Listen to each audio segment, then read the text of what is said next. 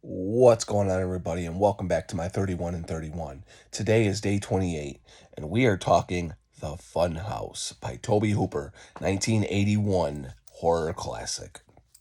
This one's a little weird. This one, I think, was his third movie that he's done.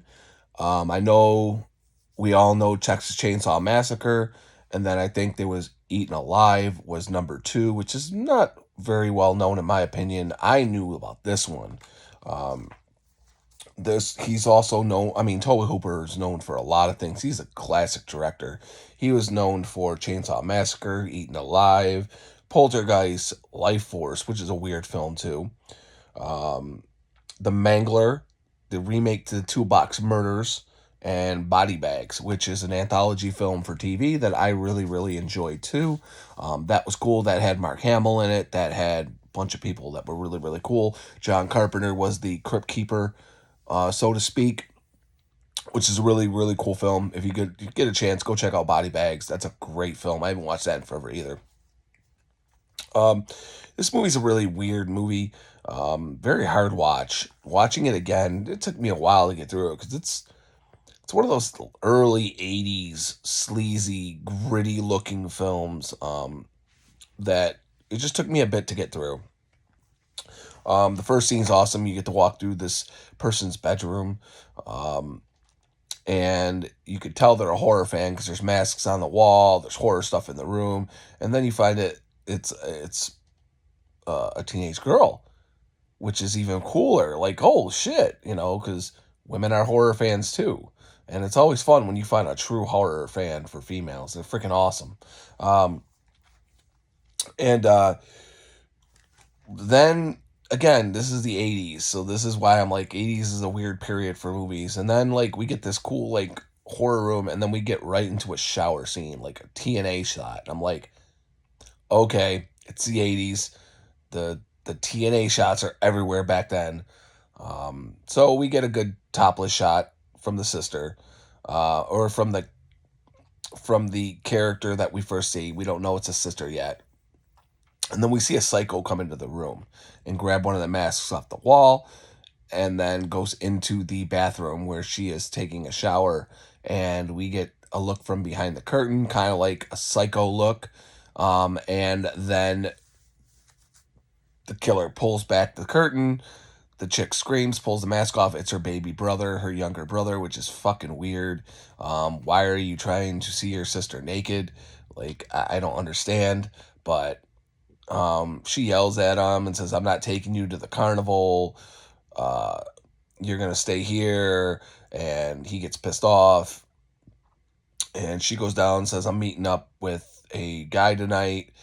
Uh, and they're like, what kind of a name is Buzz?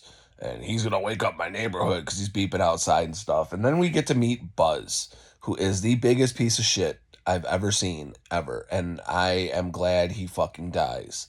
Because he's just an asshole to her for no reason. First date, and he's just an asshole telling her, you need to loosen up. You're gonna make your friends feel bad. Like, just a complete dick. Um, but yeah, that brother's gonna end up being a slasher, or he's gonna need therapy growing up because he's fucked up in the head, in my opinion. Um, the look of the movie is awesome. We get that early '80s, because it's '81. That early '80s grunge look, the gritty grindhouse look. Like, if you know what I'm talking about, you know what I'm talking about. They had that same look for like Pieces and Blood Rage, and all the way those movies were filmed were just great. Um, we get introduced to this creature who runs the dark house. He wears this Frankenstein mask. I call him Junior. Um, they end up going to the carnival. The kids end up going to the carnival, four of them, and they come up with the idea, let's stay overnight in the carnival. And then you hear earlier that this carnival was also 2 years ago in another place that two bodies were found. But they're like, let's fucking do it. And they're like, okay, let's stay here. Um, and then the Frankenstein goes to the fortune teller. They're hiding up in the attic rafters so they can see what's going on. So Junior ends up meeting up with the fortune teller. She ends up charging him money and gives him a little rug and tug. It lasts for like 3 seconds. He gets mad that he paid all this money for just 3 minutes and then kills her.